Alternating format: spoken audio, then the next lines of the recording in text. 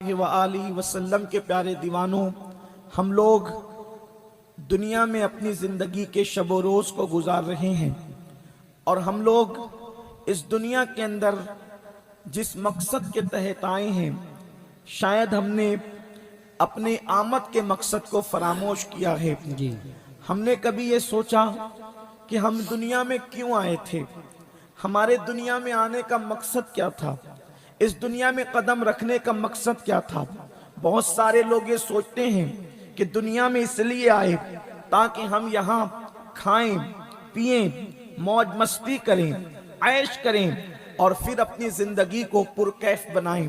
یاد رکھیں، یہ دنیا عیش کی جگہ نہیں، یہ دنیا آرام کی جگہ نہیں، یہ دنیا راحتوں کی جگہ نہیں، یہ دنیا کھا پی کر موج مستی کرنے کی جگہ نہیں۔ اگر آپ قرآن مقدس کا مطالعہ کریں گے تو قرآن آپ کو بتائے گا کہ ہم اس دنیا میں کیوں آئے تھے۔ ایک جملے میں اگر آپ سننا چاہیں قرآن مقدس کی ایک آیت کی ترجمے کی بجائے ترجمانی کرنے کے لیے، اللہ فرماتا ہے الذی خلق الموت والحیات لیبلوکم ایکم احسن عملا، کہ ہم نے زندگی اور موت کو اس لیے پیدا کیا تاکہ تمہیں آزمائیں، تمہارا امتحان لے کہ کون تھوڑی سی زندگی کو پا کر اچھا عمل کرتا ہے۔ اگر اس کی ترجمانی کی جائے تو یہ ہے، ہم اس دنیا میں اس لیے آئے ہیں تاکہ اس دنیا کی تیاری کریں، ختم ہونے والی دنیا میں اس لیے آئے ہیں کہ نہ ختم ہونے والی دنیا کی تیاری کریں، مصیبتوں کی دنیا میں اس لیے آئے ہیں تاکہ راحتوں کی دنیا کی تیاری کریں، تکلیفوں کی دنیا میں اس لیے آئے ہیں تاکہ خوشیوں کی دنیا کی تیاری کریں۔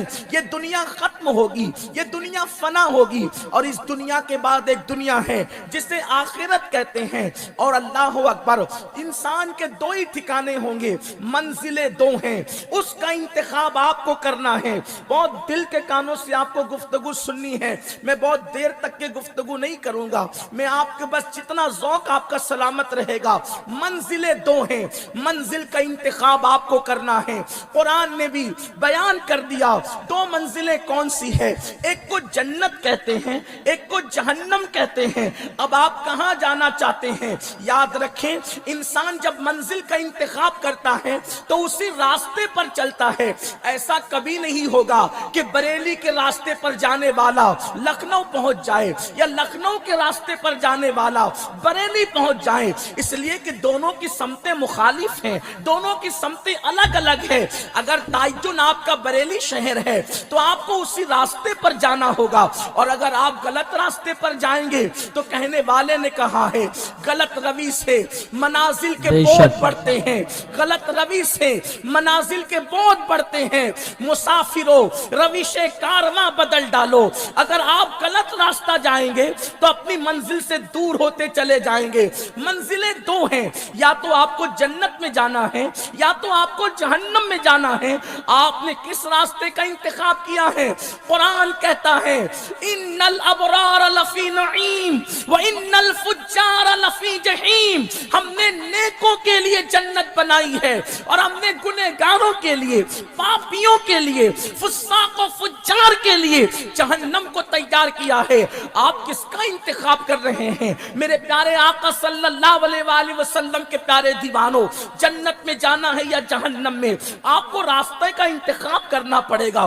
منزل کا انتخاب کر لیا ہے تو صحیح راستے کو چننا پڑے گا۔ یہ کیسے ہو سکتا ہے؟ آپ اپنی رات کی تاریکیوں کو پاپ اور گناہوں کے اندر گزاریں اور پھر آپ جنت کی راہ کے مسافر بن جائیں۔ یہ خام خیالی ہے۔ جیسے لکھنؤ کے راستے پہ جانے والا کبھی بریلی پہنچ ہی نہیں سکتا، ویسے گناہوں کے راستے پہ چلنے والا کبھی جنت کی راہ کا مسافر نہیں بن سکتا۔ اور پھر سنو، جنت تو بات کی بات ہے، جنت سے پہلے ایک مقام ہے، جنت سے پہلے ایک جگہ ہے جہاں سب کا حساب ہونا ہے، جہاں سب سے سوالات ہونے ہیں، جہاں سب کو اپنی زندگی کے بارے میں، اپنے شب و روز کے بارے میں اللہ کو حساب دینا ہے۔